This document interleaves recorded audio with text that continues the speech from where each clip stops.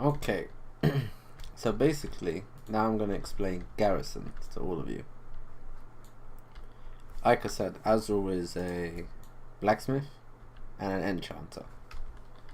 And then you got other plots in your Garrison which benefit other things. Some things you can change, some things you cannot. Like the menagerie, this is for pet battles. As you can see, you see what each building gives you as a benefit when you hover over them. Fishing shack, herb garden, the mine. Each of these three will provide you with resources. They give quite a lot of resource. If you see over here to my right, I've been crafting quite a bit of true steel, so it looks like it's quite little, but I have been actually using quite a lot of the materials I obtained. I'll just do a quick rundown of the mine. My mine is level 2, the maximum is level 3. There is a possibility later on Blizzard might allow us to go higher than level 3, but for now it's just level 2. You can set work orders for your mine. You can also have followers that have special benefits for the mine, and you can, like I said, loot some ore.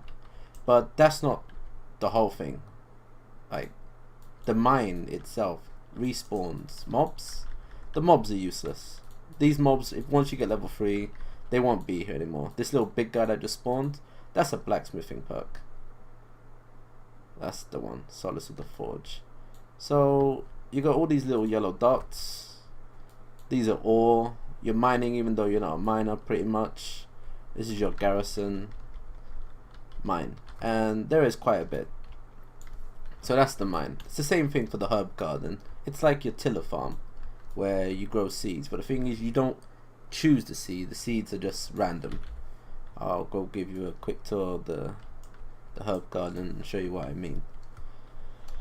I haven't done much with the fishing, but I do know the fishing will allow you to fish any kind of fish inside. Now look, see, chameleon lotus. All these are just random different herbs that you can just get. Drainic seeds. This is a key material you can trade, a crafting reagent, for work orders. So if I go to Nally over here, herbalists get quite a lot of these seeds. Even though you do all this stuff in the Garrison, the benefit of being a herbalist is you get a lot more seeds. We're talking extreme amounts, like hundreds. So it's enough to sustain the work orders. Problem is, Drainic seeds, like you see, are bind on pickup.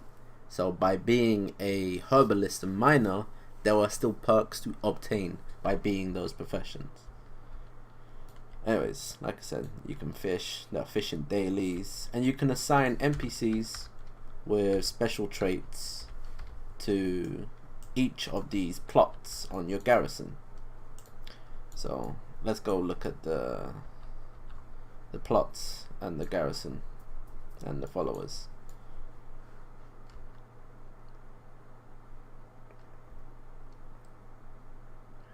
Yes, it looks very messy. There's a lot of quests. I've not done them all, but I'll get into that later.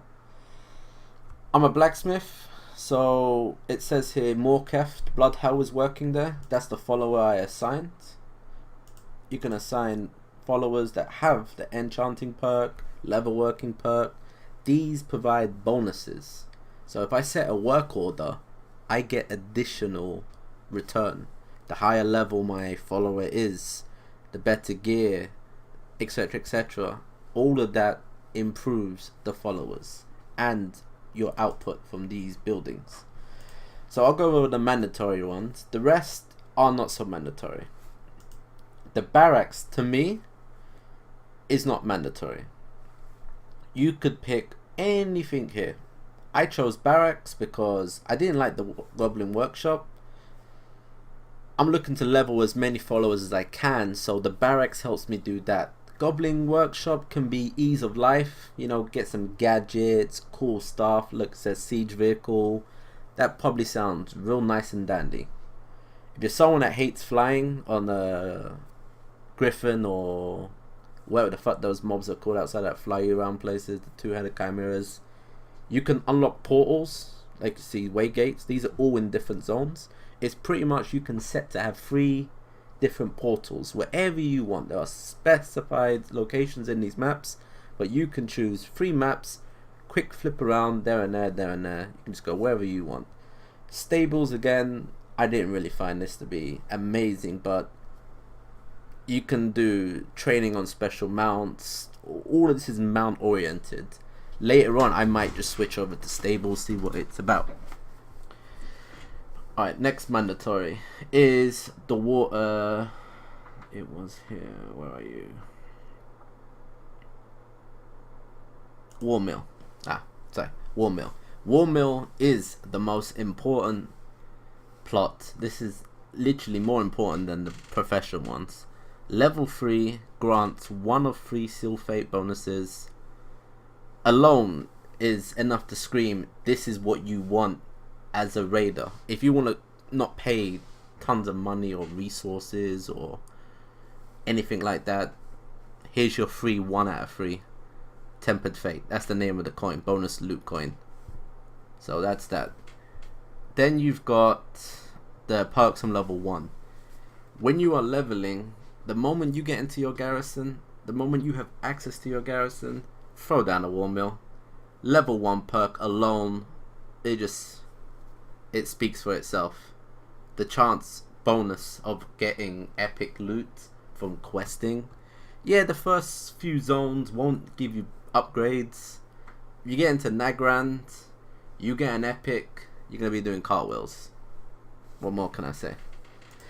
The barn. I am actually playing around with the barn. Anything here isn't really mandatory. I really recommend you get the Frostwall Tavern though. Here you can choose followers, like you can hire followers. This is a week reset though, so don't just hire any Tom, Dick and Harry. And then you see level 3 treasure hunting missions. These treasure hunting missions can actually reward you with loot, actual loot. The rest PvP. I've not really done much with the lumber mill. It's another thing in WoD that might not be for you, a raider, but it could be something that you're interested in. Trading posts, to be honest, this is if you want an auction house in your garrison and a bank and trade materials for more garrison resources. This is like the merchant. If you had a character where you sell and just only sell on this character, you like always doing wheeling and dealings, trading post is more for you, to be honest. Level 3, I don't know, man. 20% rep. It's 20% rep, but to be honest, I don't really care about the reps at the moment because they're not really that great. Alright, so it's pretty much the Frostwall Tavern, in my opinion, and the War Mill, which are the 2 mandatory. Frostwall Tavern for, again, the extra followers, and the War Mill for what the hell the War Mill does. Then you've got the profession ones. These are small. Now, you can have multiple of these. I chose Salvage Yard. I'm playing around with this, and to be honest, I think the Salvage Yard could be that mandatory next small after your 2 professions. Reason being, it will be in the next guide. This will be about followers, and I'll get into that as well. Then you've got my Enchanter study, again, production, limitation increase, more work. The small ones are pretty much what they're for, to get you additional materials. And like I have my follower, as you can see, his trait, blacksmithing. I've set it to him. It's got recklessness, shield wall. That doesn't really matter. That's not going to help you with the forge. I've only assigned him there because he is a blacksmith. He reduced the durability damage of my gear, increased the order work output when assigned to the forge. More true steel ingots equal easier life.